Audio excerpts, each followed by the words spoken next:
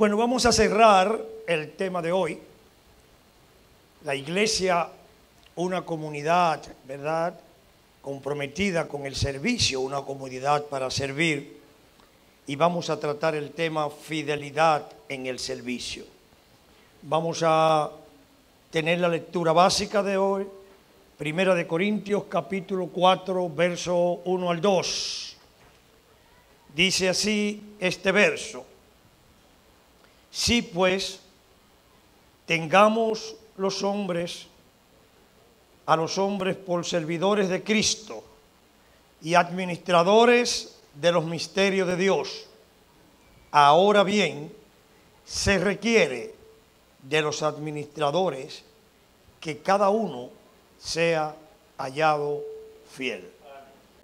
Padre Celestial, al concluir esta jornada quisiéramos, Señor, seguir contando con tu dirección. Permite que lo que podamos decir sea lo que esta comunidad necesita y que tú, Señor, trabaje en sus corazones. En el nombre de Jesús. Amén. La forma verbal tengamos es un vocablo que aparece 6 veces en los capítulos 10 al 12 de 2 Corintios. Y es la misma raíz que se usa en Romanos 6, 11, cuando dice: consideraos muertos al pecado. Y lo que sugiere es un llamado de atención a mantener una permanente convicción sobre un asunto. Así que esta expresión toma fuerza cuando entendemos lo que significa. En ambos casos, el Espíritu Santo, hablando por el apóstol, lo que está diciendo es: este asunto es muy importante.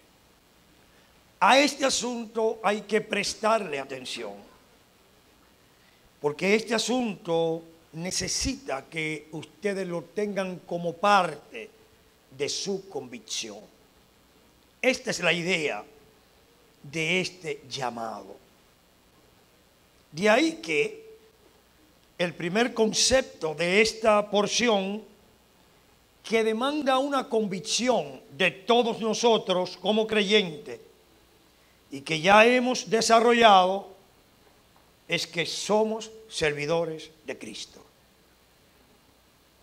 En este caso, la palabra no es diácono, como se usa en el capítulo 5, en el capítulo 3, verso 5, sino una palabra griega llamada uperetes, que es un vocablo que aparece 20 veces en el Nuevo Testamento, pero que es usado una sola vez por Pablo, y que en el Evangelio y en los Hechos suele traducirse como alguaciles, agentes, dependientes de un magistrado, como remero de una embarcación, como uno que sirve con las manos.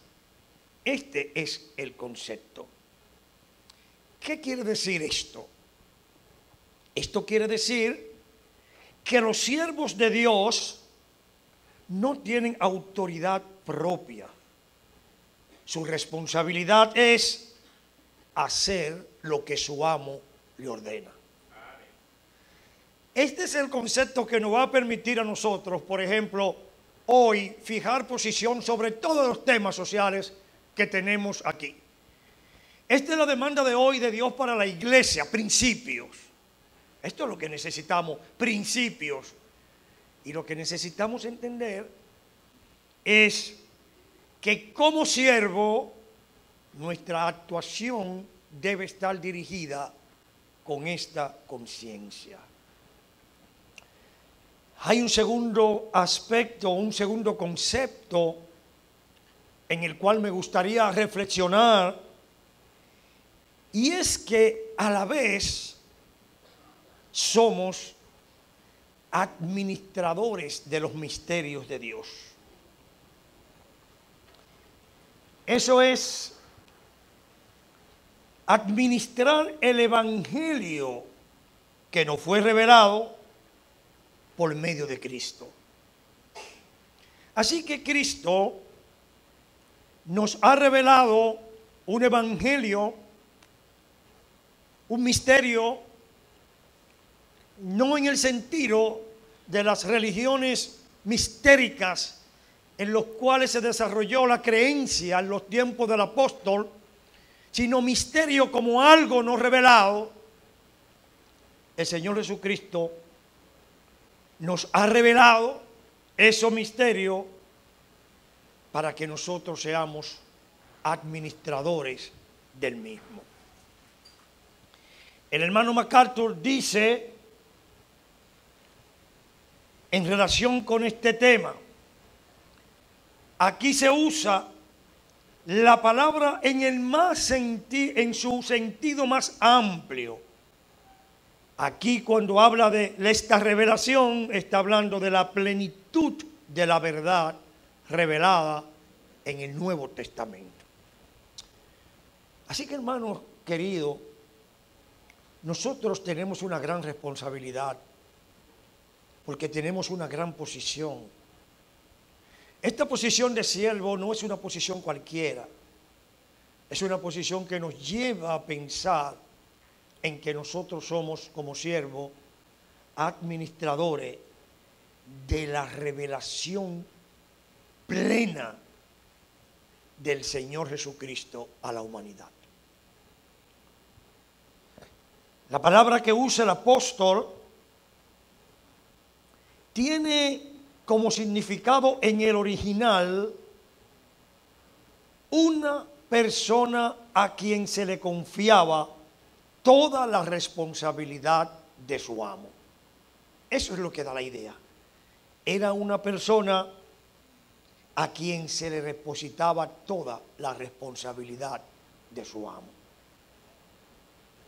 En la antigüedad, el administrador de un bien era generalmente un esclavo.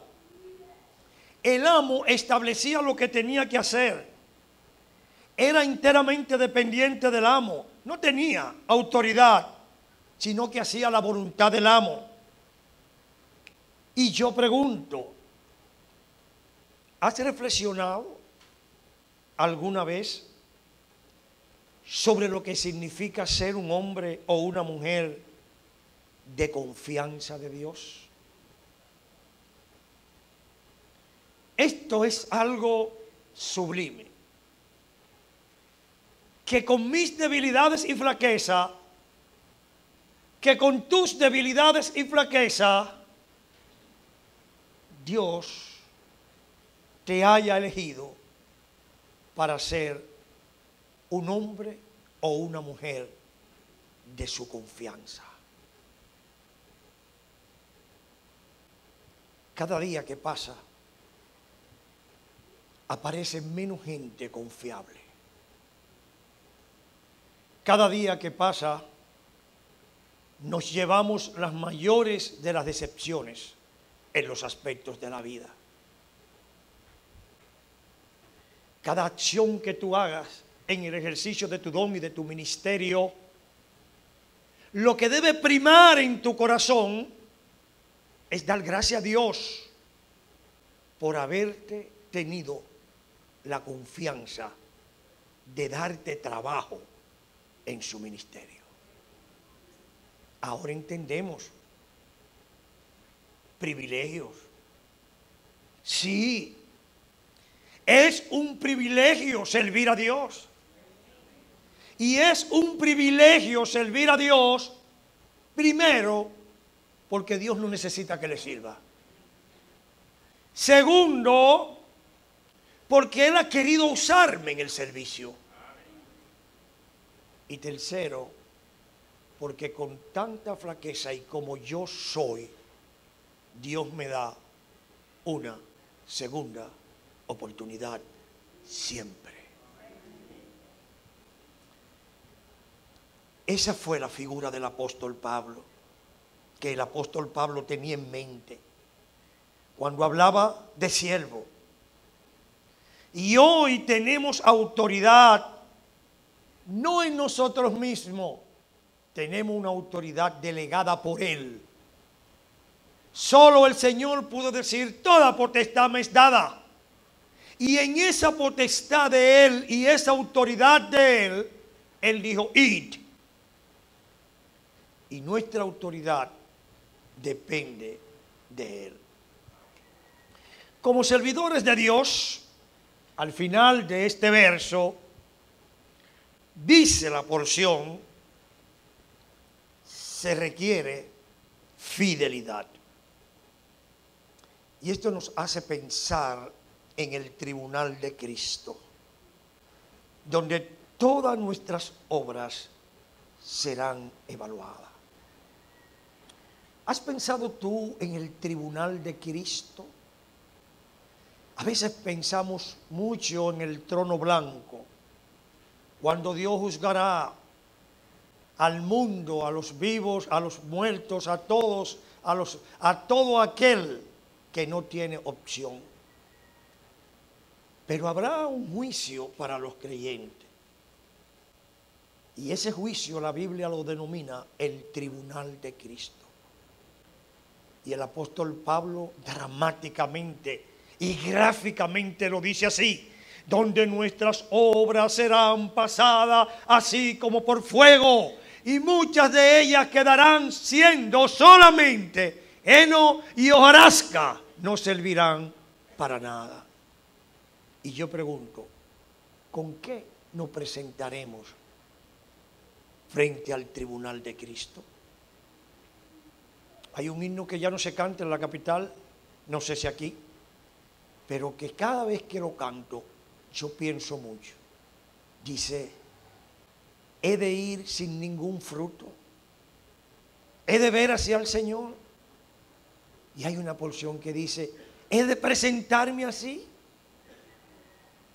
Hermanos queridos, el tribunal de Cristo es algo que debe darnos a nosotros la motivación necesaria para nosotros valorar qué estamos haciendo por el Señor y qué calidad tiene esas obras que hacemos para el Señor. Para valorar si las obras de nuestro trabajo y de nuestro ministerio son para el Señor o no son para el Señor. Cuando usted trabaja para usted, para su promoción personal, para destacarse públicamente, eso está bien, pero todo lo que usted recibe se le pagará aquí en la tierra y terminó. Pero cuando usted trabaja para el servicio del Señor, esas obras y ese reconocimiento permanecerá para siempre. Es por esto que hay varias cosas que tienen que ser evaluadas bajo este concepto de fidelidad. La primera de ellas es fidelidad en el servicio. Dios requiere de sus hijos y siervos fidelidad. Pero, ¿qué es la fidelidad en la Biblia? La palabra fidelidad en el Nuevo Testamento viene del griego pistis, que básicamente significa digno de confianza. Es algo que se ha ganado, es alguien que se ha ganado la confianza de Dios. Dice el hermano Hunter lo siguiente: la fidelidad a Dios debe ser vista por lo menos en 4 direcciones. La primera de ellas, fidelidad hacia el amo de la casa. La segunda de ellas, fidelidad hacia el pueblo de Dios, su casa. La tercera, fidelidad hacia la verdad de Dios. Y la cuarta, fidelidad hacia la gran comisión. Fidelidad hacia el amo de la casa de Dios. Nuestra primera fidelidad es hacia Dios, el cual es el único amo, supremo y soberano. A Él le ha placido darnos un lugar en su obra. Y solo mostraremos que somos dignos de confianza en la medida que cumplamos sus ordenanzas. No nos corresponde a nosotros cambiar lo establecido en su palabra. Nuestra primera fidelidad es hacia Dios. No es hacia tu anciano. No es hacia tu líder. La primera fidelidad es hacia Dios. Porque es Dios el amo de la casa. Cuando entendemos esto, ampliamos de manera significativa nuestro horizonte. Entendemos la plenitud de declaraciones como esta: y todo lo que hacéis, sea de hecho en palabra, hacerlo ¿cómo? Para el Señor. Y esto nos permite a nosotros no aferrarnos a ministerios particulares y no aferrarnos a cosas particulares que yo quiero hacer, sino donde tenga que trabajar, donde me toque hacerlo, entender que tu fidelidad primaria es hacia Dios. Fidelidad hacia el pueblo de Dios, que es su casa. El mayordomo fiel tiene el gran compromiso de dar el alimento cotidiano a todos los elementos de la familia, en alusión a una enseñanza sólida, sistemática y sana de la palabra de Dios. Fidelidad hacia el pueblo de Dios.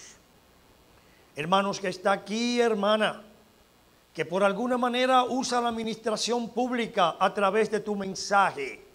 Cuando te subes a predicar y no lo haces con la debida conciencia, ni con el tiempo de oración adecuado, ni con la preparación adecuada, no estás siendo fiel a la verdad de Dios.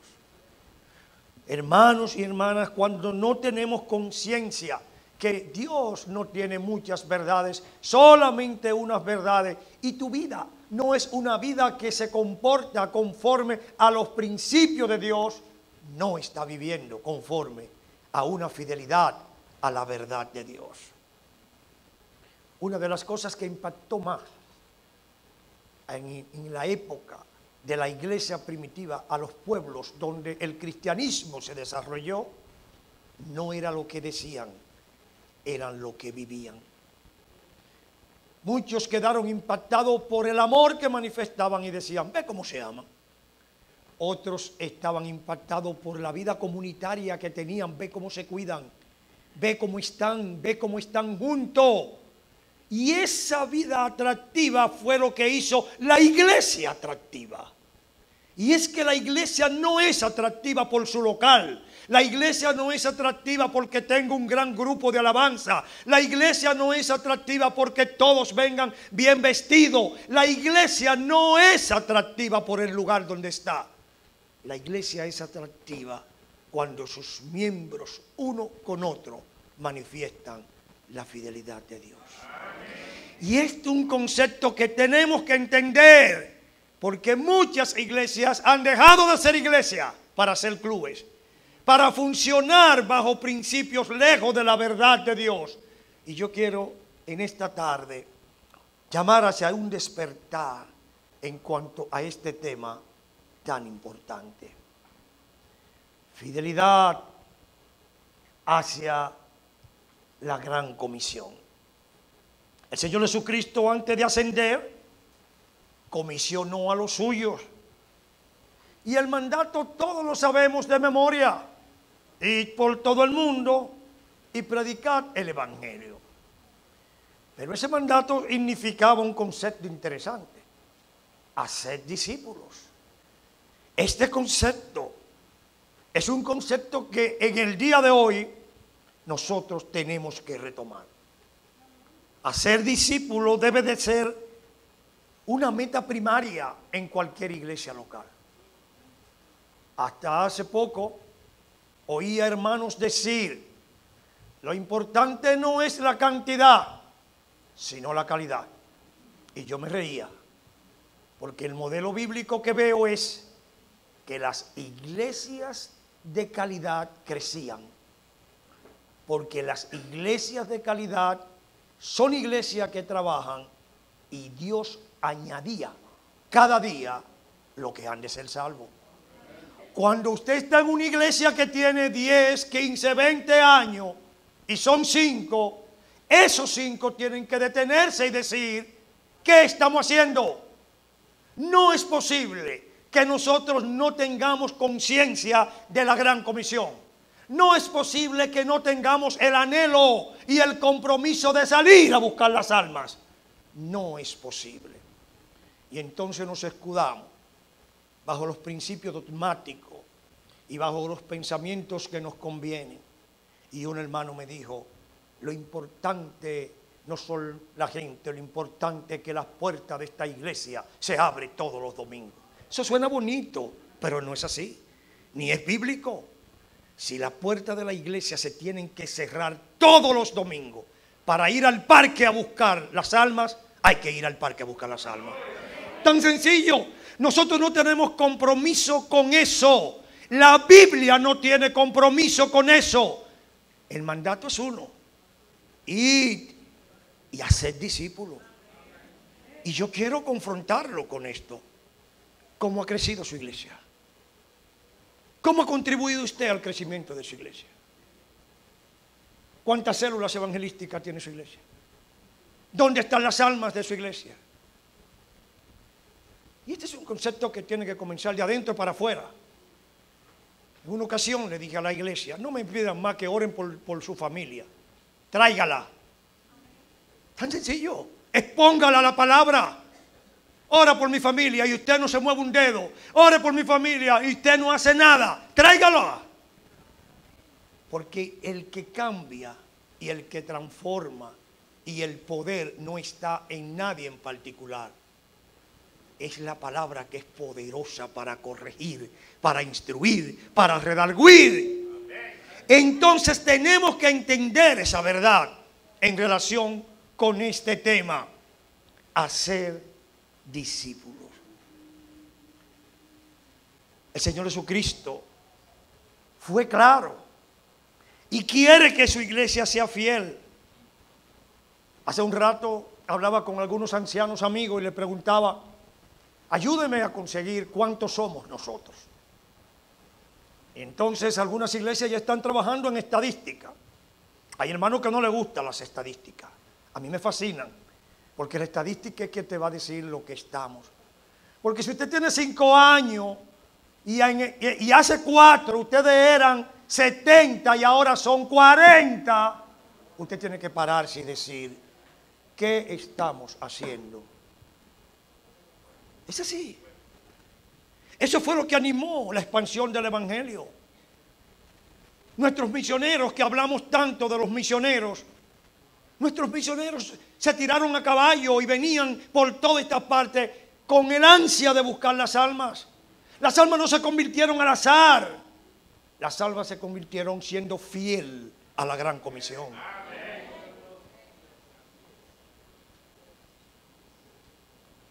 Y al pensar en esto,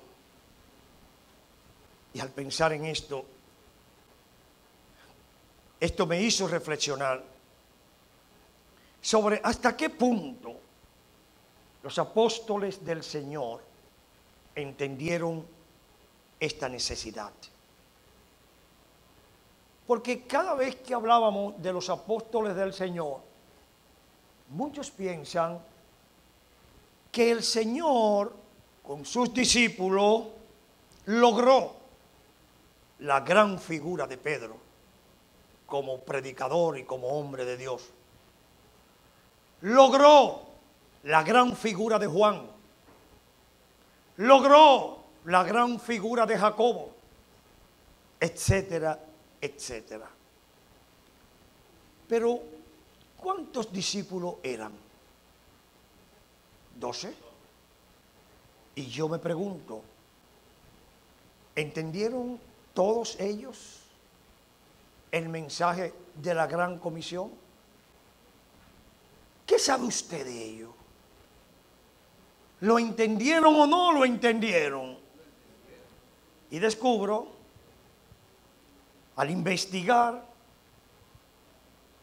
que de manera impactante todos los discípulos, absolutamente todos, llevaron el servicio a través de la Gran Comisión con una fidelidad que estremece. Casi siempre que pensamos en ello, viene a nuestra mente el intrépido Juan, o Jacobo, o Pedro. Sin embargo, todos entendieron. ¿Qué decir de Felipe, por ejemplo? No el diácono de Hechos 6. Este no era el diácono de Hechos 6, para que no haya confusión. Felipe, el discípulo del Señor, cuyo nombre significa amante de los caballos, y a quien el Señor solo le dijo, sígueme, en San Juan capítulo 4, verso 3. ¿Qué podemos aprender de su vida de servicio? Sabemos poco de Felipe. El Señor le dijo, sígueme. ¿Qué podemos aprender de su vida de fidelidad a Dios? Bueno, de él aprendemos que era amante de la palabra. A tal punto que él es que le dice a Natanael en San Juan 14:3, hemos hallado al Mesías. Los grandes maestros concluyen que esto era por su cercanía con la palabra. Esa cercanía con la palabra le permitió servir al Señor con tanta entrega que murió martirizado en Hierápolis. Así que de Felipe aprendemos que no es como creemos muchas veces. Fue un hombre que entendió la fidelidad de Dios, tanto con su palabra como con la gran comisión, y fue un hombre que hasta la muerte fue fiel a Dios. ¿Qué decir de Natanael? Este hombre, Natanael, amigo de Felipe, acabamos de citar, que tiene un sobrenombre que quizá usted no lo sabía, Bartolomé. Ese discípulo del Señor que se llama Bartolomé es Natanael. Así que de él dice el hermano MacArthur en su libro 12 hombres común y corriente, que probablemente estudiaba las Escrituras junto a Felipe y de quien el Señor dijo que era un verdadero israelita. ¿Entendió Natanael el mensaje? Bueno, este hombre sirvió al Señor y fue fiel hasta la muerte. Y óigame, este hombre llevó el evangelio a otros continentes, hasta Armenia, donde fue torturado hasta morir por su fe. ¿Y qué decir de Andrés? Un hombre oriundo de Betsaida, San Juan 1:44, y cuyo primer encuentro con el Señor ocurre en el desierto, donde Juan el Bautista estaba predicando y bautizando para arrepentimiento. Y al día siguiente de que Jesús fuera bautizado, como lo narra San Juan 1:35 al 42, alrededor de las 4 de la tarde, este hombre conduce a Pedro al Señor. Conduce a Pedro al Señor. Su ministerio se desarrolla a la sombra de su hermano Pedro, a tal punto que la Biblia muchas veces no lo menciona por su nombre. Dice, hermano de Pedro.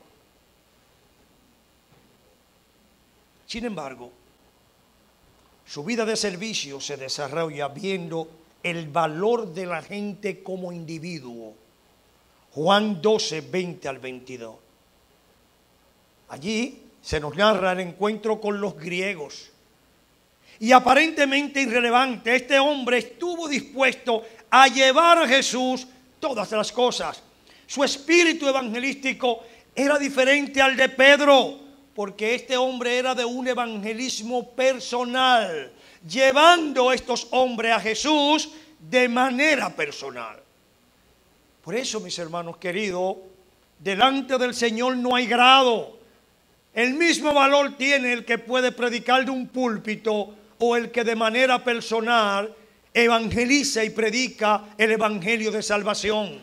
Si tu llamamiento, si tu indicaciones es hacer un evangelista personal, da gracias a Dios y predícale a todo el que tenga al lado del evangelio de Cristo.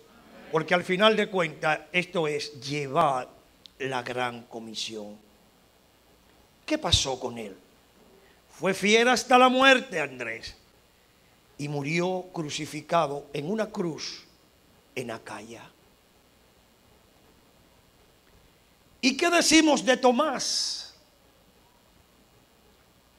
Sus palabras están claras. Tomás, todos recordamos de Tomás que negó a Cristo, pero no vemos más. Cuando muere Lázaro, hay un incidente interesante con Tomás. Y es que cuando muere Lázaro y dice, Lázaro el que ama, tu amigo, ha muerto, todos decaen y Tomás se levanta y dice, vamos para que muramos con él. Y este hombre mostró a través de su vida que era un hombre dispuesto a la solidaridad. Y este es algo también que necesitamos dentro del pueblo de Dios. Los hermanos cuyo ministerio es ser solidario con el que necesita, ser solidario con el que quiere el apoyo, ser solidario es parte de lo que tenemos que tener como comunidad de servicio, la solidaridad. Y esto tiene que ser parte. No es posible que en una iglesia, por ejemplo, haya un hermano enfermo y no reciba la visita solidaria de sus hermanos. O que haya un hermano en un gran problema económico y tu hermano que ha sido bendecido no sea capaz de acercarte y ayudarle. O alguien que haya perdido un ser querido y no podamos ser capaces de consolarle. Vamos para que muramos con ella. ¿Cuántos hermanos quieren que la iglesia sea un lugar donde sus hermanos mueran con ellos? ¿Cómo murió este hombre? Este hombre llega hasta la India, predica en Persia, predica en la India y también muere martirizado. Muere martirizado. ¿Y qué decimos de Jacobo? El que tenía por sobrenombre Tadeo en el listado de los discípulos del Señor. Tadeo que tenía por sobrenombre también el hijo de Alfeo en su listado. Mateo 10:3 le da otro nombre más, Lebeo. Así que el nombre era Lebeo con sobrenombre Tadeo y le decían el hijo de Alfeo. Todos esos nombres tenía ese hombre. Por eso no lo ubicamos en la Biblia. De él sabemos poco. Pero el nombre Lebeo tiene mucho que decir. Los nombres judíos estaban muy vinculados o a condiciones físicas o a condiciones personales, etcétera, etcétera. Usted era mellizo y le decían Dídimo, mellizo, hijo de trueno, y todo tenía un significado. Bueno, Lebeo significa niño de corazón. Y quizás habla de su apacibilidad. Y en la vida de servicio, a veces necesitamos hermanos que sean niños de corazón, apacibles, capaz de aportar para el ministerio y la obra. Este hombre, aún con un carácter así, este hombre muere martirizado en Persia. Este hombre muere martirizado, en Egipto, donde fue crucificado. ¿Y qué decimos de Mateo? El cobrador de impuestos. Este Mateo, que tenía también por sobrenombre, un sobrenombre porque descendía de una parte importante, una región importante del área de Jerusalén. Este hombre, dice la Biblia, Alfeo, que murió crucificado en Egipto. Solamente sabemos de él cuando el Señor le dijo, ¿cómo? Sígueme. Y él era, ¿qué cosa? Cobrador de impuestos, más nada. Y perdimos el rumbo de Mateo y nos preguntamos, ¿entendió Mateo el llamamiento? Muere en África, en Egipto, en la expansión del Evangelio. ¿Y qué decimos entonces de Judas, que tenía por sobrenombre el hijo de Alfeo también? Este hombre fue un hombre que muere martirizado en Persia. ¿Y qué decimos de Simón, que tenía por sobrenombre Celote? No Simón Pedro, Simón el Celote, murió crucificado. Hermanos, ¿qué quiero decir con esto? Quiero decir con esto que todos los discípulos del Señor entendieron el mandato.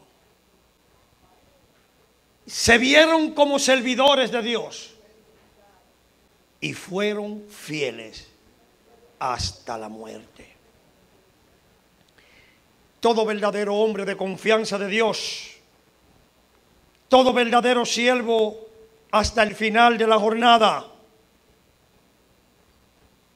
tiene que entender que la vida cristiana tiene un costo.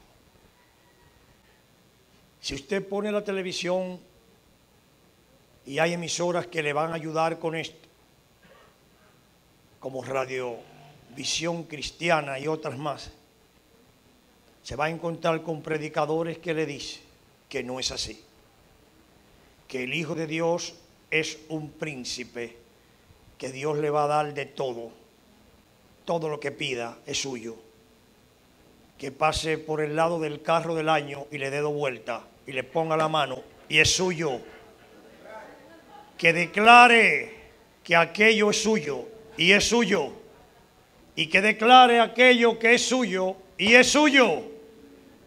Si ese fuera el Evangelio, no hubiera necesidad de predicarlo, porque todo el que tenga un problema viene y es suyo. Pero ¿qué es lo que nos dice la Biblia? Que no es así. ¿Qué es lo que nos plantea la Biblia? Que no es así. Si usted vino al Evangelio para tener el concepto de importancia del mundo de hoy, se equivocó de lugar. Ahora, si usted vino al Evangelio para buscar el concepto de importancia de Dios, está en el lugar preciso. Y el concepto de importancia de Dios es que nosotros somos siervos. Y como siervos de Dios, Él demandará fidelidad. A veces creemos que solo los grandes predicadores y maestros tienen la posibilidad de tener la motivación para ser fiel en el servicio hasta el final. Pero el servicio tiene que ver con todos los verdaderos creyentes bajo su compromiso en la iglesia local y como parte de la Iglesia Universal del Señor Jesucristo. Dios quiere siervos, pero siervos fieles. Dios demanda siervos fieles. Por eso yo concluyo esta tarde con estas palabras, haciendo eco las mismas palabras de Barclay en su comentario en relación con este tema, cuando dice: cualquiera que sea la posición de una persona en la iglesia y cualquiera que sea su prestigio y autoridad, no es más que un siervo, y de él se necesita fidelidad. ¿Qué es usted, hermano? Siervo. ¿Qué es usted, hermano anciano? Un siervo, y de él se necesita fidelidad. Que Dios les bendiga, mis hermanos. Que el día de hoy haya sido un día de reto para sus vidas. Le confieso que lo fue para mí, preparando el material. Así que yo espero que lo sean para ustedes y que nosotros seamos fieles hasta la muerte, conforme a la bendición de Dios. Que así sea.